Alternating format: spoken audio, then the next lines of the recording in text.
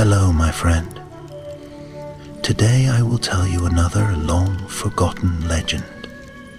Close your eyes and let the magic transport you to Middle-earth.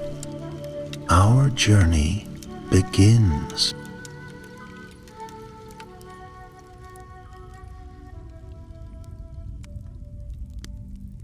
The stars hung heavy in the sky over Beleriand, their silver glow casting pale light upon a land long bathed in the fires of war.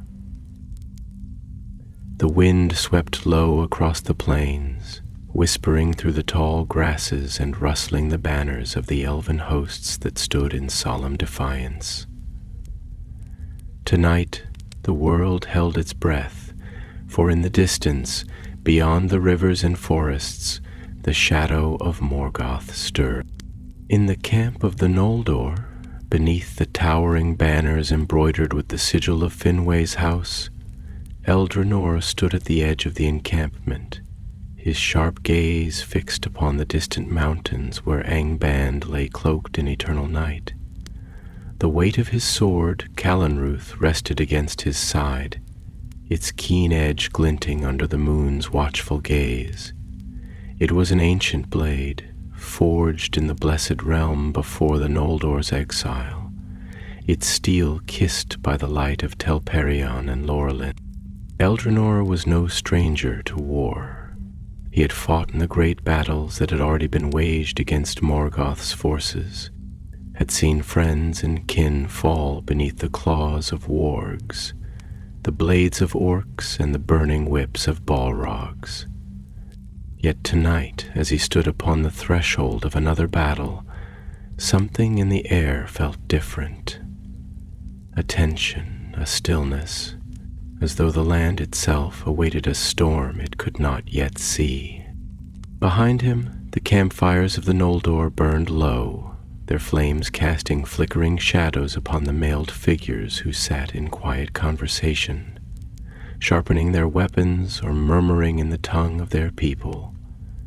Their voices wove together in a sorrowful hymn, a song older than Middle-earth itself, one that spoke of loss, of longing, and of the undying lands beyond the sea, now forever beyond their reach.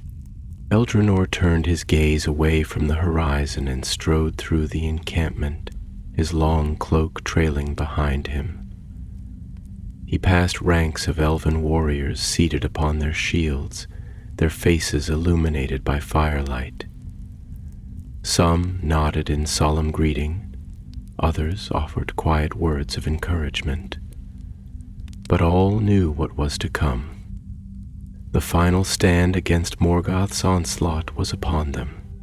At the heart of the camp, in a pavilion of deep blue and silver, the lords of the Noldor had gathered. There stood High King Fingon, his helm gleaming like a beacon, his shoulders broad and unbowed beneath the weight of a war that had spanned centuries. To his right, Maedhros, eldest son of Feanor, his face hardened by torment and loss, the shadow of his father's oath still clinging to him like a ghost. Others stood nearby, lords and warriors of great renown, their brows furrowed in grim deliberation. Eldrenor entered without hesitation. He was not of royal blood, nor was he among the great lords of the Noldor, yet his name carried weight upon the battlefield. His deeds in past wars had earned him a place among those who determined the fate of this night. Fingon's sharp gaze met his own, and the High King inclined his head. "Eldrenor," he said, his voice steady, though a weariness lay beneath it. "You have come." "I will stand where I am needed," Eldrenor replied, placing a fist over his heart in the manner of their people. Maedhros spoke then, his voice lower, edged with something dark. "We ride before dawn. The enemy has gathered in the plains of Ardgallen. They do not yet know that we move against them." Eldrenor's jaw tightened. Ardgallen. The once green fields that lay before the gates of Angband had long since been scorched by the dark fires of Morgoth's wrath. It was a land of ash now, a barren wasteland where hope withered and only death reigned. "The host of Morgoth is vast," said Lord Galdor of the Havens, his fair hair catching the glow of the lanterns. "Our scouts report that among them march not only orcs, but trolls, wolves, and worse. Some say a Balrog leads them." A chill ran through the pavilion. The Balrogs were no mere beasts of war. They were spirits of flame and shadow, the greatest of Morgoth's lieutenants, wielders of fire and terror. Few in the world could stand against them and live. "We have fought their kind before," said Glorfindel, his golden hair shining like woven sunlight. "And we have prevailed, but not without great loss," Eldrinor murmured, his thoughts drifting to the fields where so many had fallen before. Fingon stepped forward then, his presence alone enough to command the room. "We have no choice," he said. "If we do not ride out to meet them, Morgoth's forces will overrun the lands of the free peoples. They will burn our cities, slaughter our kin, and tear the light from this world." Silence fell, heavy and absolute. The truth lay bare before them. There was no victory to be had, only survival or utter ruin. Eldrinor exhaled softly and met the eyes of his king. "Then we ride," he said. A murmur of agreement swept through the gathered lords, and the decision was sealed. They would march before the first light of dawn, striking against Morgoth's army before it could fully prepare. A desperate gambit, but desperation was all they had left. As the meeting ended, Eldrinor stepped out into the cool night air, his thoughts heavy with the weight of what was to come. He looked toward the sky, where Earendil's star gleamed like a beacon above the darkened world, a reminder that hope still burned, even in the deepest night. Yet even as he watched, the wind shifted, carrying with it the distant howl of wolves. The enemy was stirring, and soon the battle would begin. The night stretched vast and unbroken, the sky a dark sea where the stars burned like ancient memories, distant and unmoved by the turmoil below.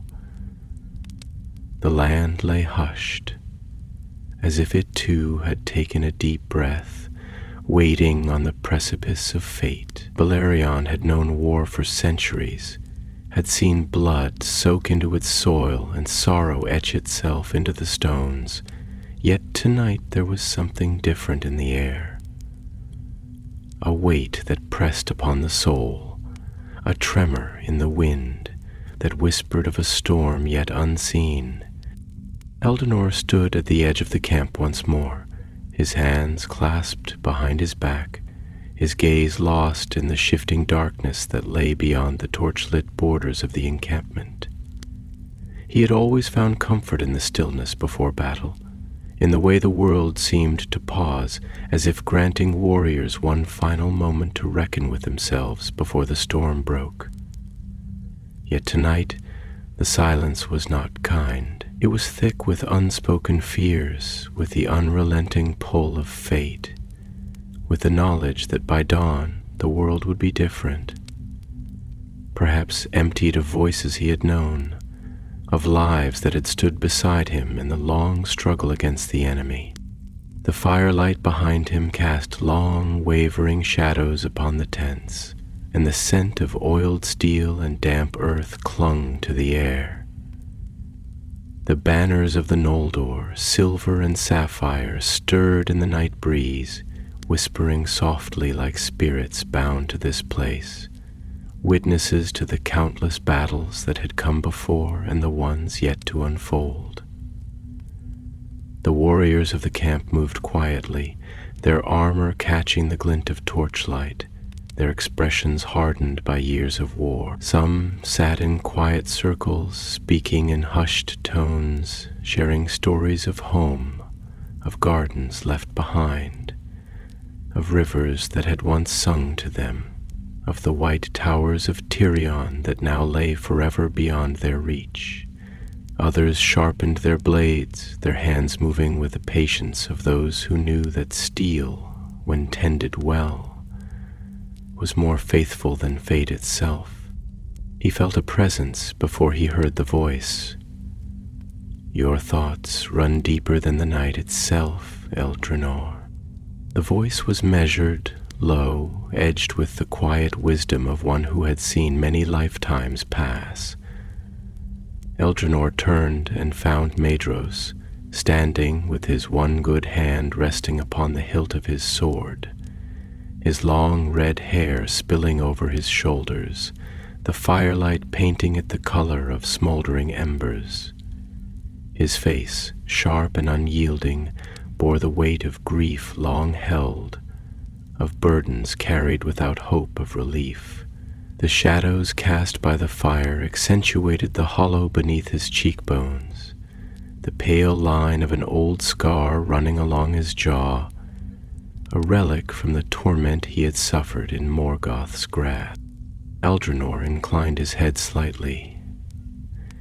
"And yours, Maedhros, seem as boundless as the sky itself." The eldest son of Feanor allowed himself a faint, mirthless smile. "Boundless, perhaps, but not free. A bird in flight may see the world, but if it carries a chain around its neck, every sky is a cage, no matter how vast."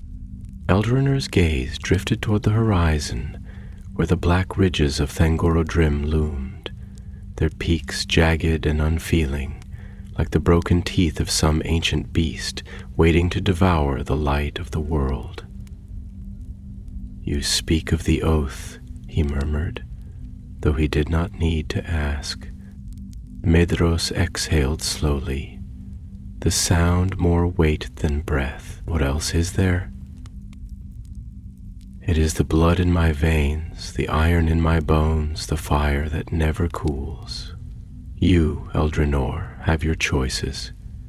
You stand upon the threshold of battle and can decide to take up your sword or lay it down.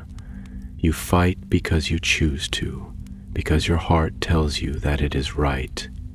But I march forward because I must. The oath does not allow retreat. It does not grant peace. It does not listen to reason. It does not listen at all."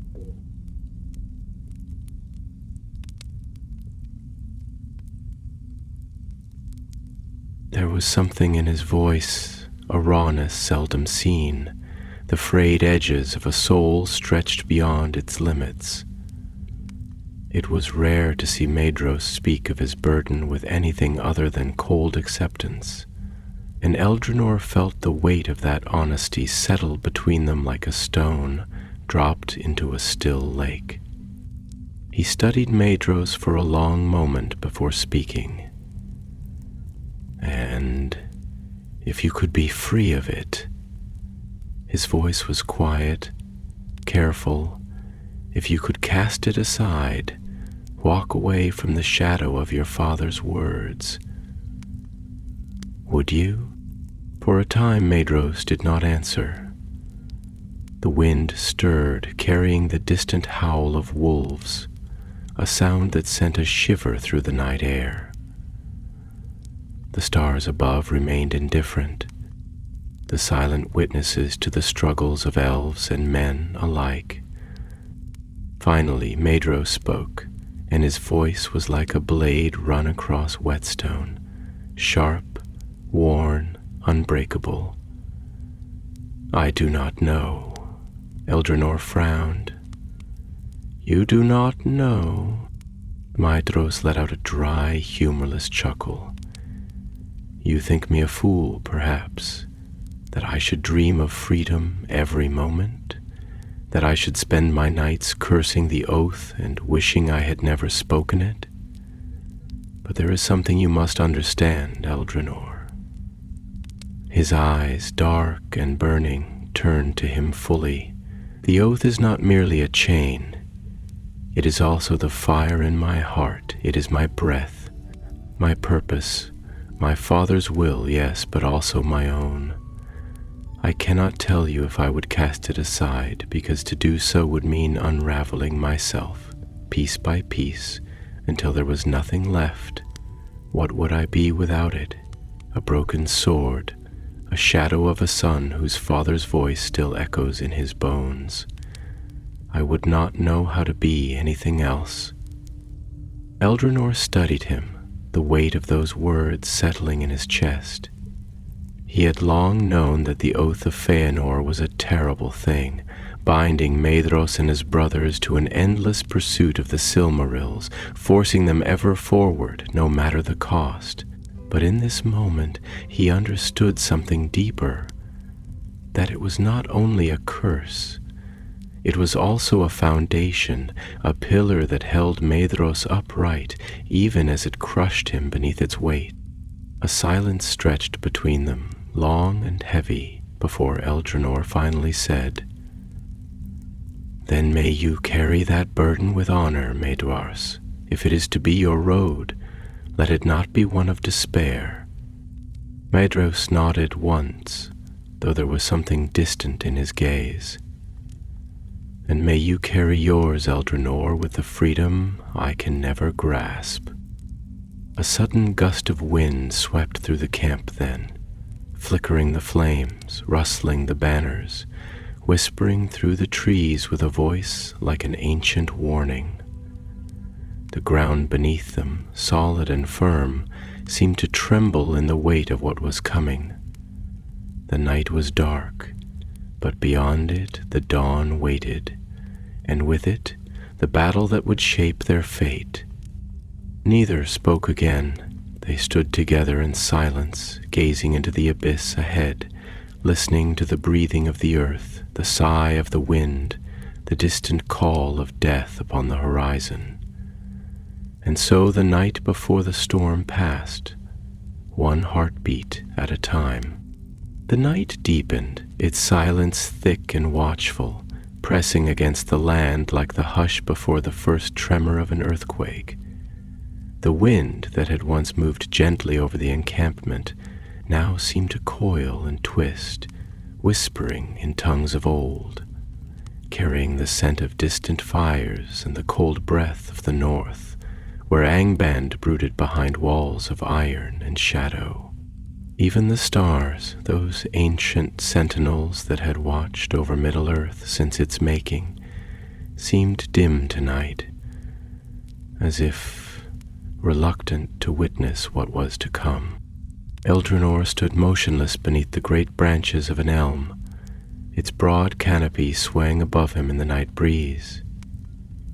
He could feel the weight of time pressing down on him, the heavy tapestry of ages woven into the very air of Beleriand, thick with the echoes of wars fought and lost, of lands that had known beauty before they had tasted ruin. He had always loved this land with its rolling hills and swift rivers, its hidden glades where the light fell soft upon ancient stone, its forests deep and whispering with the voices of things older than memory.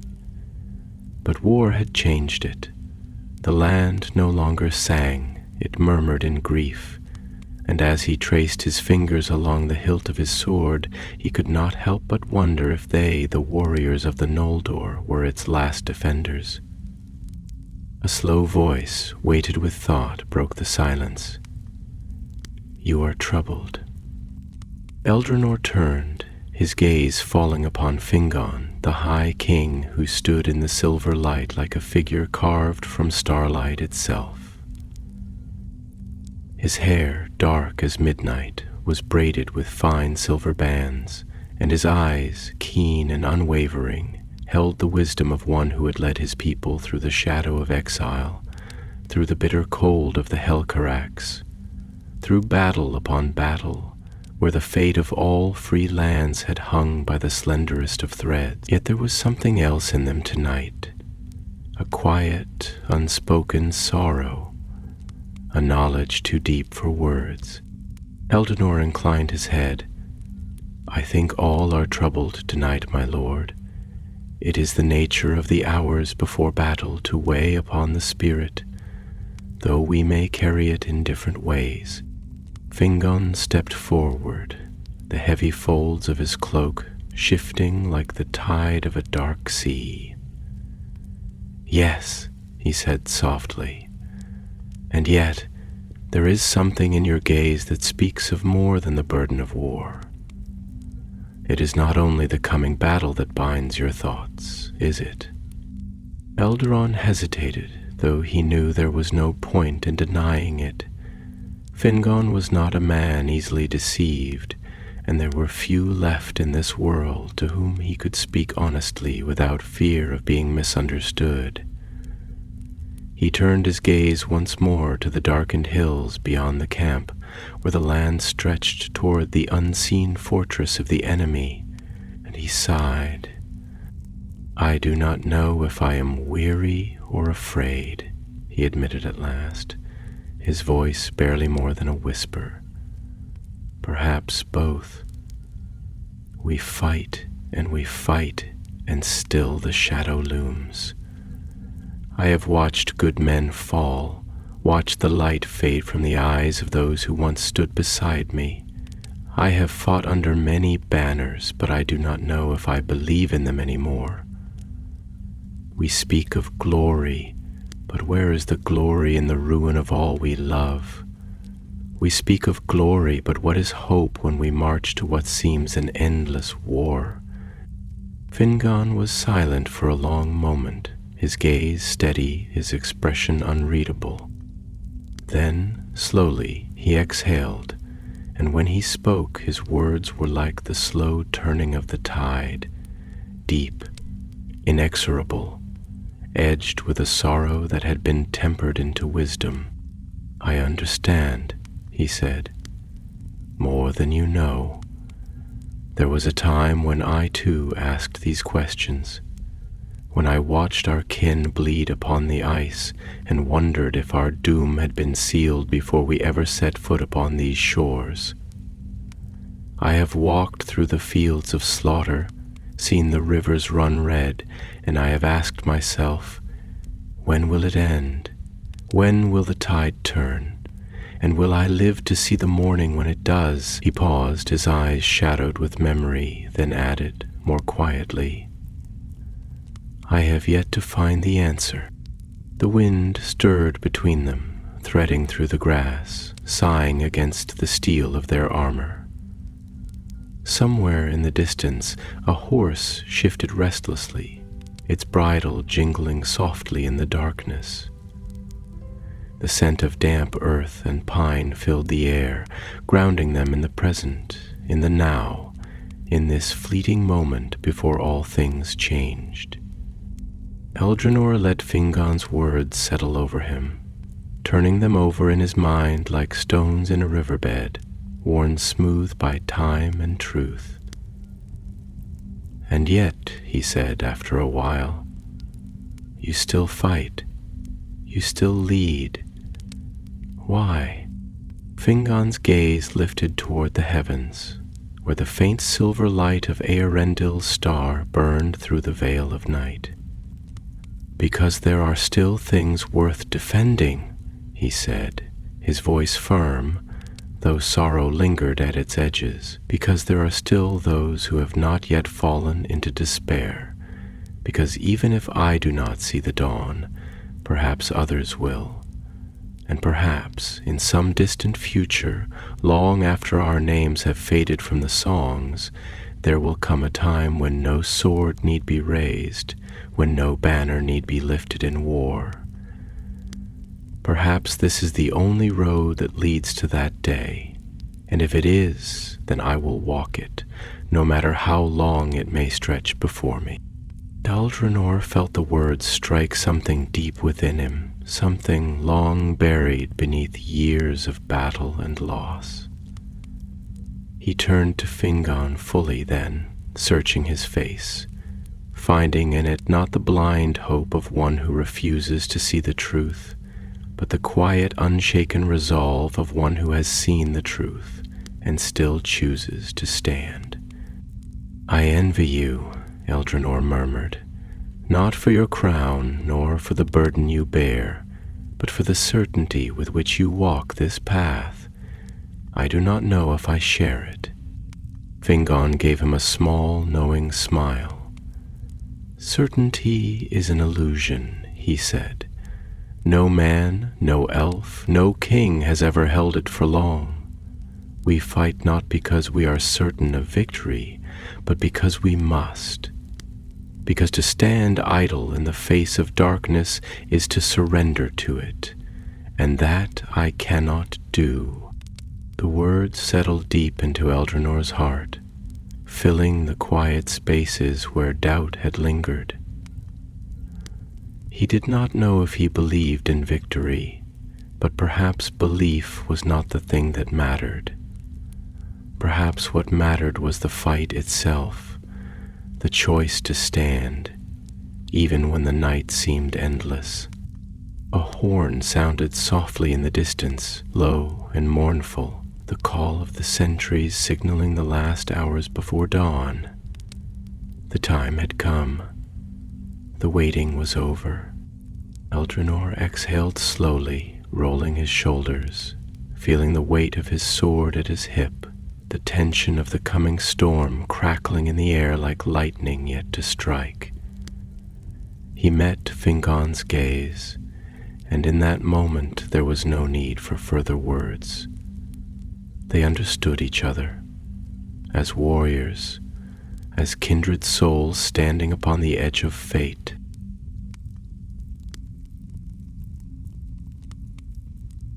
Tomorrow the battle would come, and whatever lay beyond it, they would face it together. The last hours before dawn stretched like the space between breaths, thick with expectation, silent yet resounding with a soundless weight that pressed against the soul. The stars had begun their slow retreat, dimming one by one as if unwilling to witness what was to come, and the eastern horizon had taken on the faintest hue of gray, a whisper of light still too weak to challenge the vast dominion of the night. The wind, which had moved with a gentle persistence earlier, had now stilled, as if all the land held itself in a moment of perfect suspension, poised between one fate and another. Eldrinor walked through the camp, his steps slow, deliberate, as though feeling the ground beneath his feet for the last time before it was churned to ruin beneath the weight of battle. The smell of damp earth lingered in the air, mingling with the sharper scents of oiled steel, burnt wood, and the faint tang of distant rain yet to fall. The banners of the Noldor stood still, their embroidered sigils catching the firelight, silent watchers over those who would soon ride beneath them. Here and there warriors sat in quiet companionship, their voices low and thoughtful, weaving memories into words that would not outlast the coming day. He found himself by the blacksmith's forge, where the embers still glowed beneath a thick bed of ash, the coals pulsing with slow rhythmic breaths like the last heartbeats of a dying thing. A young elf stood nearby, his fingers moving with practiced ease as he honed the edge of a blade.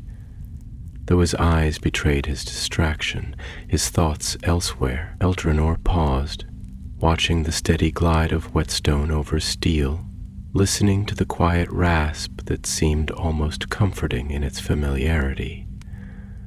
The boy, though in truth he was no child, merely young in the long reckoning of the Eldar, looked up and met his gaze, and for a moment there was hesitation, a flicker of unspoken uncertainty.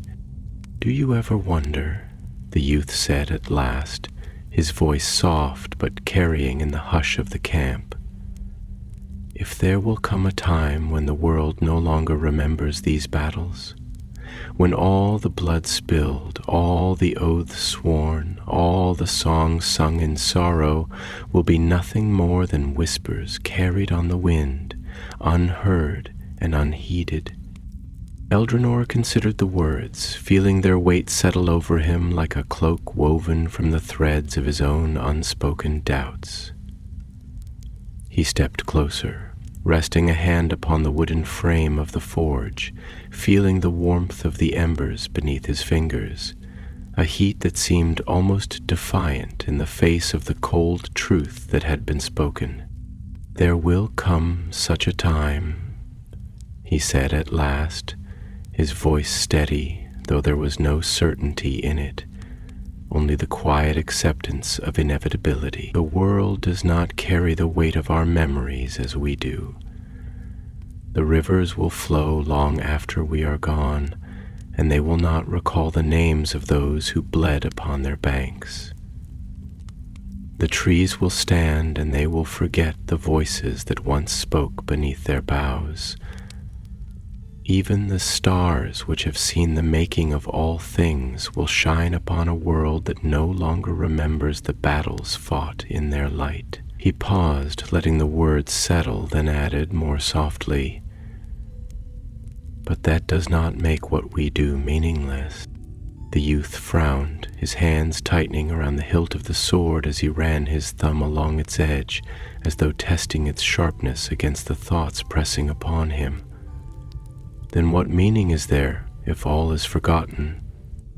Eldrinor sighed, turning his gaze toward the dark horizon, where the first glimmers of light would soon touch the distant peaks. "Meaning is not found in remembrance alone.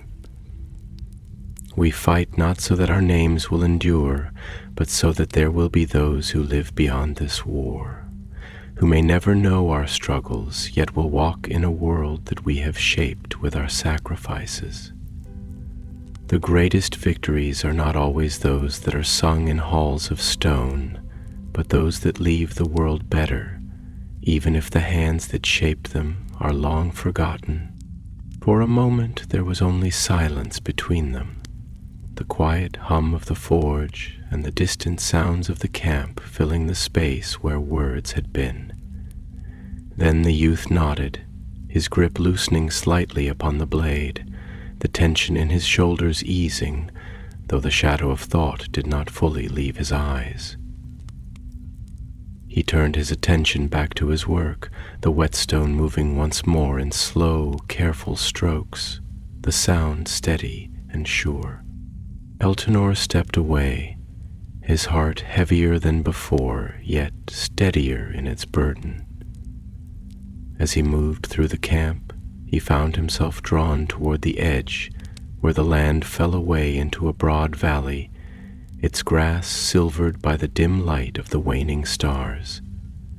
He stood there, feeling the wind return in slow gusts, carrying with it the distant scent of rain upon stone. A figure stood not far from him, cloaked in the dark folds of a travel-worn mantle, the silver embroidery along its edges catching what little light remained.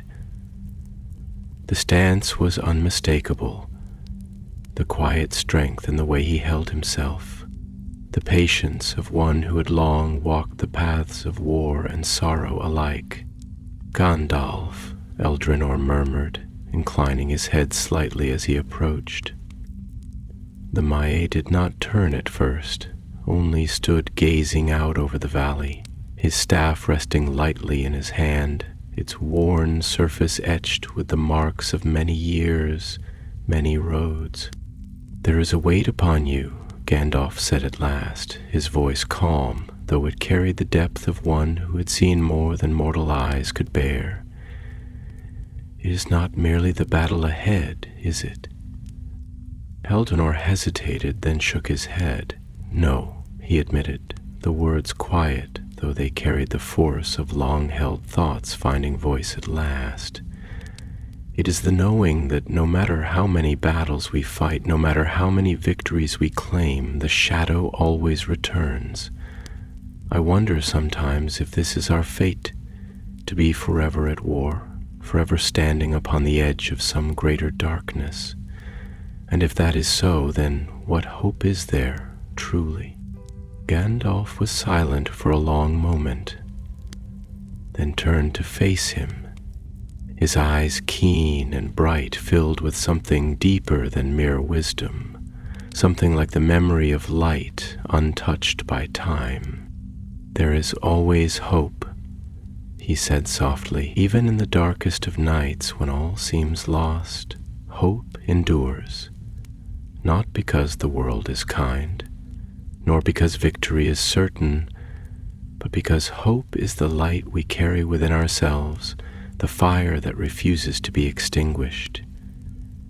You see only the battle before you, but there will come a time, Eldrinor, when these wars will be but echoes in the halls of history, when the darkness that now looms so great will be but a shadow remembered in the minds of those who have never known its touch." Eldrinor looked away, his gaze searching the horizon as though seeking some proof of those words, some sign that the dawn would bring more than just another day of bloodshed. "And do you believe that?" he asked quietly. Gandalf smiled then, faint but warm, like the first golden light upon the mountain tops. "I have seen many things," he said, "and I have walked many roads, and yes, I believe it. For even in the greatest darkness, I have always found that the smallest light endures." The wind shifted, the first breath of morning stirring the grass. The night was ending, and with it the waiting. Tomorrow, the world would change. The first tremors of dawn brushed against the sky, faint strokes of pale gold and soft violet smudging the vast canvas of night. Yet the light was still fragile, uncertain, as if the world itself hesitated to step forward into the day that awaited. The stars lingered in the west, reluctant to yield their dominion, as though they too feared what was to come. And the wind, which had been still for so long, moved now with a quiet restlessness, carrying the scent of rain, of earth, and of something deeper, something that lay beneath the surface of things, woven into the fabric of the world itself, the scent of fate approaching. Eldrinor stood at the crest of a low hill, his cloak shifting with the breeze, his gaze fixed upon the plains that stretched beyond the encampment, where the land undulated like the rise and fall of a great sleeping beast, its breath slow, its heartbeat deep beneath the soil, the grass, pale silver in the fading starlight, swayed in slow rhythmic waves, like the ripples of an unseen tide, whispering secrets in a language older than any tongue spoken by elves or men. There was an eerie beauty to it. This quiet before battle, this hush that lay upon the land, like a hand gently placed upon the brow of a restless child, soothing, lulling, preparing it for the moment when that silence would shatter, when the first cry of war would ring out and the earth itself would tremble beneath the weight of what was to come. He had seen such mornings before. He had stood upon fields just like this, where the air had been filled with the same solemn hush, where warriors had waited with the same tightness in their chests, their fingers brushing the hilts of their swords, their thoughts tangled between hope and fear. He had watched the first arrow fly, had heard the first clash of steel, had seen the first spray of crimson stain the grass. He had known what it was to walk forward into the storm, to feel the air grow thick with the heat of battle, to see faces twisted in the raw, unmasked expressions of those who stand at the threshold between life and death. And yet, no matter how many times he had stood in this place, no matter how many dawns had broken before war descended, he had never grown used to the waiting. A voice, soft yet steady, broke the silence behind him. "You do not speak, yet I know what is in your heart." Eldrinor turned, his eyes meeting those of Glorfindel, whose golden hair caught the first breath of light upon the horizon, a quiet flame against the deep blue of the waning night. The Lord of Gondolin stood with his hands folded before him, his expression calm, though there was a weight in his gaze, something old, something unshaken by fear, yet touched by sorrow. He was not a man who bore his burdens lightly, nor one who let them be seen. Yet there was something in the way he stood, in the way his breath moved slowly in his chest, that spoke of the deep understanding that only those who had walked the edge of death could truly possess. Eldrinor exhaled, the breath leaving him like the slow unraveling of a thread too tightly wound. "You know, then, what I am thinking." Glorfindel gave a small, almost imperceptible nod. "I know." He stepped forward, his gaze following Eldrinor's, his eyes tracing the distant horizon, where the faintest shimmer of movement stirred beneath the shadows of the hills. The enemy, waiting, gathering, preparing. "You wonder if it will ever end," he continued, his voice measured, quiet, yet carrying the weight of 1,000 unspoken truths. "If this war, this struggle, this unending march of light against shadow will ever cease, or if we are doomed to stand here again and again until the world itself grows weary and fades into silence." Eldrinor did not answer immediately. He let the words settle, let them breathe, let them take their place in the air between them. Before he spoke, his voice low, almost thoughtful. "It is not only that." He turned his gaze back to Glorfindel, searching his face, searching for something he could not name. "It is the knowing that even if this battle is won, there will be another, and another, and another after that. We speak of victory, but we know the truth. Victory is never more than a breath before the next war begins. I have seen heroes rise and fall. I have watched great kings lead their people into battle, and I have watched those same kings die upon the field, their names sung for a time, then whispered, then lost. Even if we live, even if we triumph, what does it mean? What does it change?" Glorfindel was silent for a long moment, his eyes distant, his thoughts moving through the corridors of memory, through halls that Eldrinor could not follow. When he spoke, his voice was soft, yet it held a depth that resonated like the echoes of a bell long after it has been struck. "I once asked the same," he murmured, and there was something in his tone, something old and quiet and filled with a sorrow that had long since ceased to ache, yet had never truly left. "Before Gondolin fell, I stood upon the walls and looked out over the hidden city, and I thought, this will last forever. I thought we had built something that the world could not take from us, something that could stand against time, against war, against the breaking of all things. And yet, in a single night, it was gone. The towers fell, the streets ran red, and the songs that had filled the halls were drowned beneath the sound of flame and ruin."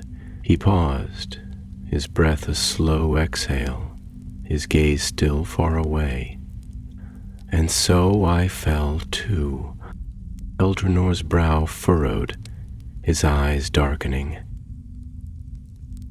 You fell, he echoed, though he knew the tale well. Glorfindel nodded, his expression unchanged. I fell. His voice did not waver. Yet in it was something vast, something deeper than words, something that could not be spoken. And I learned something, Eldrinor, in that moment. I learned that the world does not grant us permanence. It does not promise that what we build will endure, nor that our names will be spoken in ages to come. It does not care for our battles, nor for the weight of our swords, nor for the banners we raise. But still we fight, not for eternity, but for the moments that we can shape. Not because we believe we will be remembered, but because we believe that while we are here, while we still draw breath, we can carve something into the world, however fleeting, and that is enough. Eldrinor said nothing. He only stood there, feeling the truth of those words settle into the spaces between his ribs, into the quiet places of his soul that had long remained untouched. He looked once more toward the horizon, where the first glimmers of morning touched the hills, and for the first time he did not think of the battle that awaited, nor of the war beyond it, nor of the wars that would come after. He thought only of this moment, this morning, this breath of light before the storm, and in that perhaps there was something like peace. The hour before dawn was the heaviest, the slowest, the most unbearable, stretched thin like the final note of a song lingering in the cold air before silence consumes it entirely. The sky was neither dark nor light, but held in the breathless suspension of twilight, its colors shifting between the deep indigo of night's retreat and the hesitant silver of approaching day. The land lay still as if waiting, the grass unmoving in the windless hush, the trees rising in solemn vigil, their ancient limbs reaching toward the heavens in a silence heavy with meaning. Even the rivers, which had sung ceaselessly for centuries, seemed to murmur more softly now, their voices subdued, carrying the weight of something unspoken. Eldrinor stood at the edge of the camp, his fingers curled around the hilt of his sword, not in preparation, but in contemplation, feeling the familiar texture of the leather-wrapped grip beneath his palm, feeling the weight of the weapon that had been an extension of himself for so long that he could scarcely remember a time when his hand had not known its presence. He let his fingers trace the etchings upon the pommel, the swirling lines that spoke of the craftsman's touch, of the smith who had shaped it long ago beneath a sky that no longer shone upon these lands. There was something almost sorrowful in the act, something reverent, as if he were tracing not just the blade's form, but its history, its purpose, its place in the great unfolding of fate. He did not look when he heard the approaching footsteps behind him, though he knew the step well, the measured stride of one who carried not just the burden of his own life, but the weight of many. Fingon came to stand beside him, his cloak shifting gently in the faint stirring of the wind, his gaze turned toward the same distant horizon where the shadow of Angband lay hidden beyond the ridges of the north. For a long moment neither spoke, and the silence stretched between them, not empty, but full, charged with all that did not need to be said, with all that had been spoken in the past, with all that had yet to be spoken in the moments that remained. Finally, Fingon drew in a slow breath, his voice quiet when he spoke, though there was a depth to it, a quiet strength woven into each syllable. "There is a moment before battle," he murmured, "when the world seems to hold its breath, as if all things, earth, sky, and water, pause to bear witness. I have felt it before many times, and yet it never feels the same. It is always different, always weighted with something new, something I did not expect. And this time it feels heavier than before." Eldanor exhaled, slow and steady, his fingers tightening slightly around the hilt of his blade before he finally turned his head to meet Fingon's gaze. "Because you know what is coming," he said, his voice even, though it carried the shadow of unspoken thoughts beneath its surface. "Not just this battle, not just the clash of steel and the spilling of blood, but the war beyond it, the war that does not end." Fingon nodded, his eyes dark beneath the quiet light of the coming dawn, yet still burning with that unyielding resolve that had always set him apart, that quiet fire that no sorrow, no loss, no foreboding shadow had ever been able to extinguish. "Yes," he admitted, his voice softer now, though no less firm, "we ride to victory or we ride to ruin. But in truth, there is no victory that is not followed by another war, no peace that is not hard won, no dawn that is not threatened by the coming night. And yet, what else can we do? We were born into this world to fight for what is worth saving, to stand where others might fall, to bear the burden of history, knowing that even if our names fade into the echoes of forgotten time, our deeds will shape what comes after." Eldanor looked away, his gaze returning to the horizon, to the first sliver of golden light now breaking over the hills, washing the land in pale illumination, stretching long shadows across the earth. "Do you ever wonder," he said after a moment, his voice contemplative, measured, "if the world remembers us differently than we remember ourselves? If one day the stories will say we were something we never were? That our victories were greater, our failures lesser, our struggles polished into something beautiful, something heroic, something easier to understand than the truth?"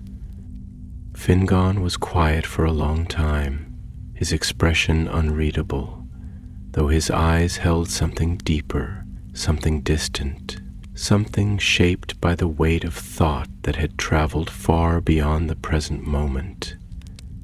When he finally spoke, his voice was slow, deliberate. "Perhaps," he said, "but does it matter? We do not fight for remembrance. We do not raise our swords so that our names will be sung in halls we will never see. We fight because there is no other choice but to stand against the darkness when it comes, because there are those who cannot lift the blade themselves, and so we must lift it for them, because even if the songs tell of things we never were, the truth will live in the world we leave behind, not in the words, but in the deeds, not in the words." And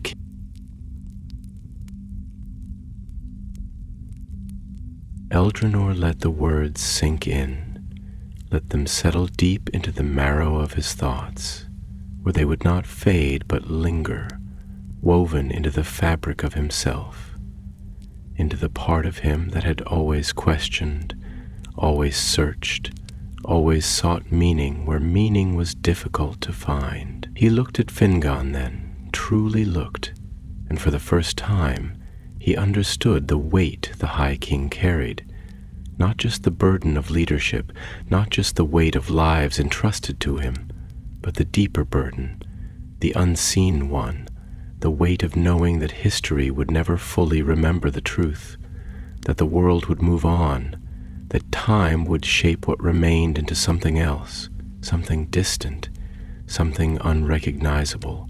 And yet, still, he stood. The sound of a distant horn shattered the hush of the morning. A long, low note rolling across the valley, carried on the wind, and in that moment, the world stirred, shaking free of the stillness that had held it captive. The time had come. The waiting was over. Eldrinor lifted his sword from its sheath, the steel catching the first golden light of the sun, gleaming as if it too had awakened from slumber. He turned to Fingon, meeting his gaze, and for the first time in all the long years of war, there was no doubt left within him. "If we fall," he said, his voice quiet but unwavering, "then we fall knowing that we have done what must be done. That is enough." Fingon smiled, faint but resolute, the kind of smile that carried no illusions, no false hope, but only certainty, only the steady belief that whatever lay ahead, they would meet it without fear. "Yes," he said, turning toward his waiting horse, his cloak shifting as he moved, the sigil of his house catching the morning light. "It is enough." And with that, they rode to war. The dawn rose not with gentle warmth, but with the stark cold light of truth, casting long golden blades across the trembling land, its radiance a defiant song before the darkness that loomed just beyond sight. The banners of the Noldor, silver and sapphire, caught the morning wind, rippling with solemn grace, as though the fabric itself bore witness to the weight of what was to come. Hooves struck the damp earth with measured rhythm, the sound like the distant rolling of thunder, a quiet warning before the storm. Every breath of wind carried the scent of steel, of leather, of dampened soil churned by the march of warriors who had walked this road too many times before, each knowing that the next dawn might rise over a field where they no longer stood. Eldrinor rode in silence, his mount moving with steady patience, its dark mane catching the morning light like waves catching the glow of a fading star. The host of the Noldor moved as one, a tide of armored figures shimmering in the golden haze of morning, but even among so many, each warrior was alone in his thoughts, each bearing the weight of an unspoken farewell. The sky stretched vast and endless above them, its pale light seeming almost indifferent to the fates that would be decided beneath its watchful gaze.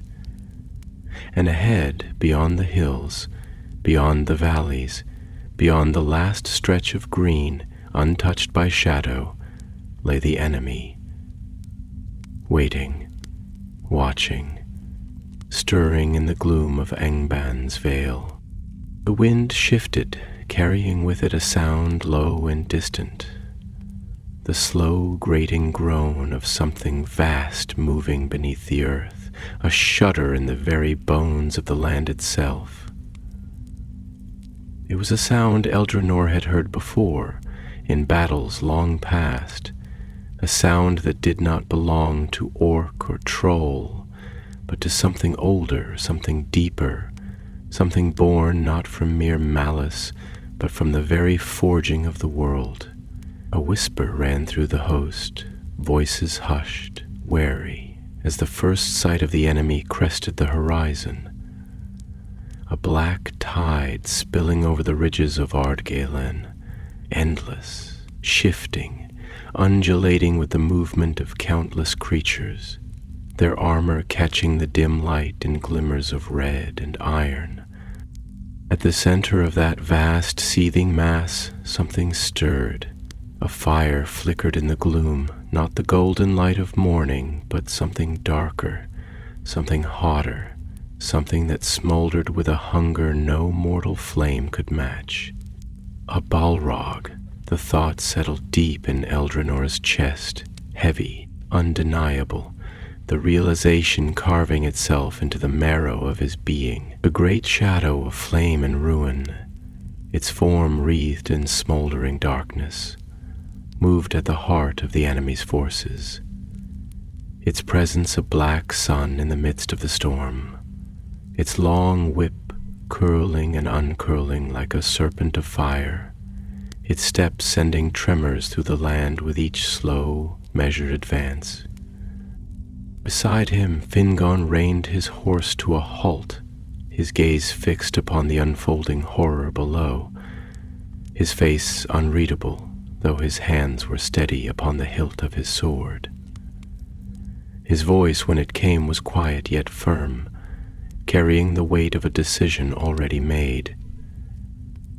"It will not be like the battles we have fought before," he murmured, his eyes never leaving the blackened valley below. "They do not merely come to drive us back. They come to consume, to end. This is not a raid, not a skirmish. This is a storm that does not retreat, a tide that seeks to swallow the very land itself." Eldranor's grip tightened upon the reins, his fingers pressing into the worn leather, his thoughts winding through the paths of all that had led them here. "Then there is no retreat," he said, his voice calm, though his heart beat with the quiet urgency of one standing at the edge of something vast and terrible. "We stand or we fall. There is no road that leads away from this place." Fingon exhaled, his breath slow, measured, the kind of breath taken by those who know the next step they take may be their last. He turned his gaze to Eldranor then, his eyes bright beneath the shadow of his helm, a flicker of something in them that was not fear nor sorrow but acceptance, a quiet, resolute understanding of the moment that had come, the moment that had always been waiting. "You have always known this road," he said, his voice carrying across the space between them like a thread unbroken by time. "We do not fight because we believe we will see the end of all darkness. We fight because it is what must be done, because the light we bear is not for us alone, but for those who will walk these lands after we are gone." Eldranor nodded, his throat tightening slightly, though he did not look away. There were no more words to be spoken, no more truths to be laid bare, only the long exhale of fate drawing itself into the shape of the coming hour. He reached for his sword, drawing it free from its scabbard, the steel singing softly as it met the air, catching the golden light of morning in a shimmer of silver flame. Around them the host stirred, hands tightening around spears, bows bending beneath the weight of nocked arrows, shields lifted with quiet resolve. The battle had already begun, though no blow had yet been struck. Fingon turned in the saddle, raising his sword high, his voice ringing out over the assembled host, carrying with it the strength of kings and warriors before him, the strength of a people who had walked through exile, through fire, through sorrow, and had never turned aside. "Noldor, sons of the West, let the enemy see that we do not kneel. Let them know that the light does not break. This is our land, our home, our fight. We do not yield."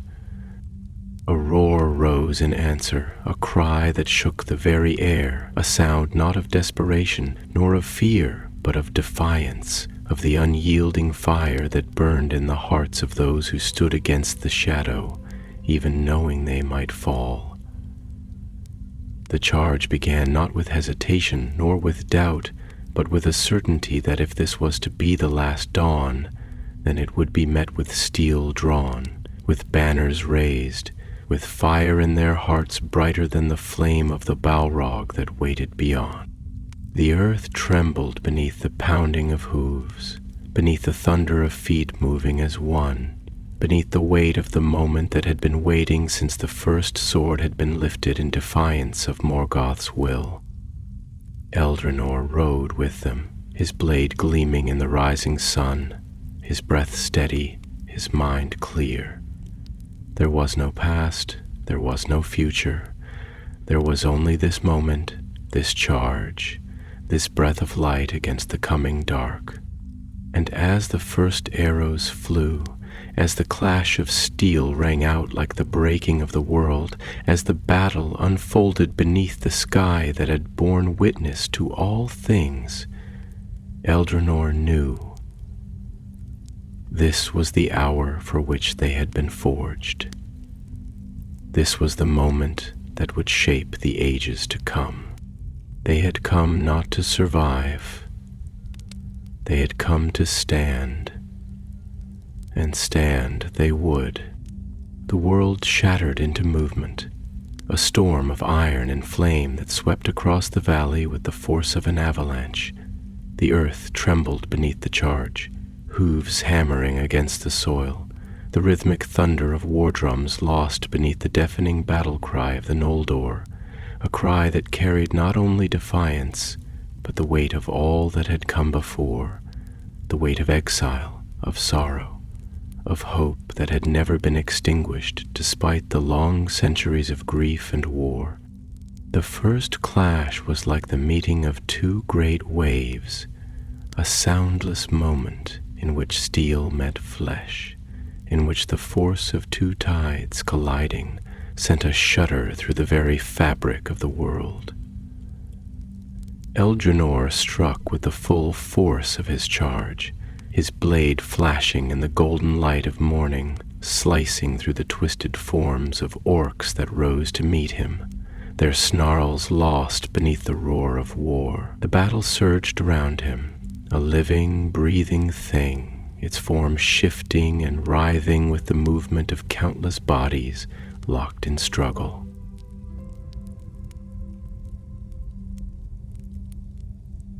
The sky, once painted with the soft hues of dawn, was now veiled in shadow, not by clouds, but by the darkness that billowed forth from the enemy's ranks, a foul miasma that clung to the air, thick and suffocating. The Balrog moved at the heart of the battlefield, its form a mass of shadow and flame, its great whip curling through the air like a serpent of fire, lashing out with the fury of something that had existed before the world had taken shape, before the first song had been sung. Eldrinor did not falter, even as the flames of the demon licked at the edges of the battle, even as the ground beneath him cracked with the heat of something that should not have walked among mortals. He drove forward, his horse weaving through the chaos, his blade carving a path toward the center of the storm, toward the place where the shadow burned the brightest. He knew, with the clarity of those who have walked the edge of fate, that this battle would not be won by strength alone, that the Noldor could not match the endless tide of Morgoth's host in sheer numbers. This battle, like all great battles, would be decided by moments, by a single strike, by a single breath, by a single act of defiance that tipped the scale one way or another. A cry rang out over the clash of steel, a voice filled with pain and fury both, and Eldrinor turned in time to see Fingon engaged in combat with the Balrog, his blade shining like a star against the smoldering darkness, his armor reflecting the firelight, his stance unbroken despite the sheer might of the enemy before him. The Balrog towered above him, its form shifting like smoke, its whip cracking through the air, its breath a searing wind that turned the grass beneath its feet to blackened ash. Eldrinor did not hesitate. He spurred his horse forward, cutting through the thick of the melee, dodging the grasping hands of orcs, the sweep of crude swords meant to cleave him from the saddle. He did not feel the heat, did not feel the ache in his limbs, did not feel the exhaustion of battle sinking into his bones. There was only the singular clarity of purpose, the knowledge that he had always been meant to be in this moment, in this place, at this time. He had always been meant to stand at Fingon's side, to bear witness, to shape the tide of fate in whatever small way he could. Fingon moved with the grace of one who had fought for centuries, his blade dancing through the air, striking not with reckless desperation, but with the measured precision of one who knew the weight of every blow, of every breath. The Balrog snarled, its great blackened blade crashing against his shield, sending a shock wave through the ground. Yet still Fingon did not fall. Eldrinor reached them as the Balrog lashed out once more, its whip cracking through the air like the breaking of the world itself. He turned his blade with all the force he could muster, catching the whip's flaming tendrils as they sought to coil around Fingon, severing the burning strands with a single powerful strike. The severed ends writhed as if alive, burning bright before dissolving into nothingness, and for the briefest moment the Balrog faltered, its form flickering, its wrath momentarily diverted. Fingon's gaze met Eldrinor's, a flicker of recognition passing between them, not of words, but of understanding. There was no need to speak. They had fought together too long, had known each other too well to require anything more than a single look to know what must be done. The battle surged around them, a storm of steel and fire, but in that moment, in that small space carved out from the chaos, there was only the two of them, and the creature that loomed before them, wreathed in shadow, its eyes burning with the fire of a world long. Fingon moved first, his sword striking in a silver arc, cutting deep into the Balrog's side, his form a blur of light and motion. The Balrog roared, its form twisting, its great blackened blade sweeping outward in retaliation. But Eldrinor was already moving, already striking, his own sword catching the demon's weapon before it could find its mark. The impact sent a tremor up his arm, sent fire licking through his muscles, but he did not falter. The battle raged around them, the tide of war shifting, changing, as warriors fell and others rose to take their place. The cries of the wounded mixed with the clamor of steel upon steel, the roar of flame, the relentless pulse of time marching forward, uncaring, unstoppable. And in the midst of it all, the Balrog's fury grew, its flames burning brighter, its presence swelling, a living darkness that threatened to consume all that stood before it. But Fingon did not retreat, and neither did Eldrinor, for they knew, as all warriors knew, as all who had walked the path of fate knew, that there were battles fought for lands, and battles fought for kings, and battles fought for vengeance or for glory. But there were also battles fought not for victory, not for survival, but simply because they must be fought, because some evils could not be allowed to stand, because some moments in time demanded those who would face the darkness, even knowing they might never see the light again. And so they fought, not for themselves, not for glory, but because they must, because the fire of the Noldor did not yield, because the light of the west did not falter. And as the dawn rose, as the sun's light spilled over the battlefield, as steel clashed and fire burned, the world bore witness to the truth that even in the face of shadow, even in the presence of ruin, the light did not break. The battlefield was a maelstrom of shadow and light, a place where time unraveled and reformed in the space of a breath, where moments stretched into eternities and yet passed in the blink of an eye. The land itself had become a living thing beneath the weight of war, trembling with the force of countless blows, drinking deep of the blood that soaked into its soil, bearing witness to the clash of fates that would be spoken of long after those who fought here had turned to dust. Smoke twisted in the air, thick and acrid, carrying with it the scent of charred earth and burning flesh, the breath of the Balrog mingling with the copper tang of spilled lifeblood. The sun, that defiant herald of day, was a distant thing now, shrouded by the rising haze of war, its golden light struggling against the tide of darkness that threatened to consume the sky.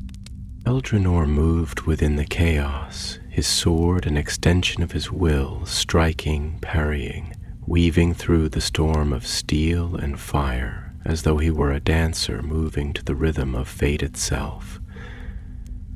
His breath was ragged, his muscles burning with the strain of battle, yet he did not falter, did not yield, did not allow the creeping fatigue to settle in his bones. There was no room for weakness here, no space for hesitation. Each stroke of his blade was a decision, each step a reckoning, each moment a thread in the vast and terrible tapestry that was being woven around him. And in the heart of it all, the Balrog loomed, a being of flame and shadow, its presence a wound in the fabric of the world, a force that did not belong in the realm of the living. Fingon stood against it, his form illuminated by the flickering firelight, his blade a beacon of silver flame cutting through the dark. The High King did not retreat, did not yield ground, though the weight of the enemy bore down upon him with the force of an unrelenting tide. His armor, once shining with the gleam of the rising sun, was now tarnished with soot and blood, yet still he fought. His movements precise, measured, his strikes not reckless but deliberate, each one carrying the full force of his will, the unbreakable fire of the Noldor. Eldrinor reached him just as the Balrog struck again, its great blackened blade sweeping downward with the weight of ruin, its edges burning with a heat that turned the very air to shimmering waves of distortion. Fingon raised his shield, bracing for the impact, and the force of it sent a shockwave through the ground, a thunderous clash that rang out over the battlefield, shaking the very stones beneath their feet. Eldrinor did not think. There was no space for thought, only action, only the instinct that drove him forward, his sword flashing as he struck at the Balrog's side, his blade biting deep into the smoldering mass of its form. The creature roared, a sound that was not merely heard but felt, reverberating through his bones, shaking the marrow within him like a great bell tolling in the depths of the abyss. The ground cracked beneath them, flames erupting from the fissures, and still they fought. Fingon's voice rang out, not in fear, not in desperation, but in challenge, in defiance, in the unyielding certainty that the darkness would not claim them without a fight. You shall not have this land, nor its people, nor its light. You are but a shadow, and the light does not yield to shadow. His blade drove forward, piercing through the veil of flame, striking deep into the creature's chest, and for a moment, for a single, impossible moment, the Balrog staggered, its fire flickering, its form shifting, as though it could not quite hold itself together.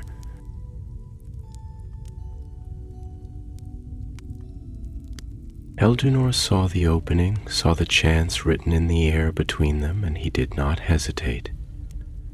He surged forward, his sword driving upward, seeking the dark heart of the beast, his breath coming in ragged gasps, his vision narrowing to a single point of focus. He did not hear the battle raging around him, did not feel the heat pressing against his skin, did not know if the world beyond this moment still existed. There was only the strike, only the purpose, only the single undeniable truth that this was the moment upon which all else turned. And then, with a final shuddering roar, the Balrog, its body convulsed, the flames wreathing its form, guttering and dying, its great blackened blade slipping from its grasp, sinking into the earth with a sound like the last breath of a dying god. The air itself seemed to shudder, the battlefield holding its breath, the tide of war pausing for the span of a heartbeat as the shadow collapsed, as the darkness that had loomed so great, so unbreakable, flickered and was gone. The fire was extinguished, the battle was not yet won, but the tide had turned. Fingon swayed where he stood, his chest heaving, his sword still buried in the corpse of the fallen beast, his body trembling from the effort of what had just been done. Eldrinor reached him, grasped his arm, steadying him, their eyes meeting in the dimming glow of battle. There was no need for words. There was only understanding. And then the battle surged forward once more, the remaining forces of the enemy howling in rage, in fear, in the knowledge that their great weapon had fallen, that the fire they had followed into war had been snuffed out. The Noldor did not relent. They pushed forward, their blades gleaming, their cries rising in unison, the sound not of despair, but of victory, of the unbreakable will that had carried them through exile, through fire, through sorrow, through all the long years of war. Eldrinor fought on, his sword moving in steady, precise arcs, his breath coming in controlled bursts, his mind clear, sharp, focused. He did not count the enemies that fell before him, did not think of the bodies that lay broken upon the ground. There would be time for grief later. There would be time to mourn those who did not rise when the battle ended. But now, in this moment, there was only the fight, only the forward motion, only the unyielding truth that they would not fall, not this day, not to this enemy.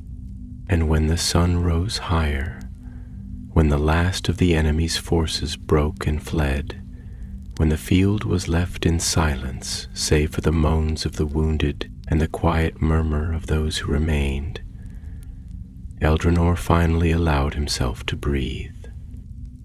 He turned, searching for Fingon, and found him standing atop a rise, his sword planted in the earth, his eyes scanning the battlefield with the gaze of one who had seen too much, yet bore it still. Their eyes met across the distance, and in that moment there was no need for words. They had stood, and that was enough. The battle was won, but the war was not over. There would be more fights, more sorrows, more dawns that rose over fields stained with blood, but for now, for this single moment in time, the light had not faltered. The shadow had been driven back. And in the great, vast silence that followed, the world exhaled, and the stars above, unseen in the brightness of morning, bore witness to the ones who had stood, the ones who had fought, the ones who had refused to let the light fade, for they had come not to survive, they had come to stand, and stand they had.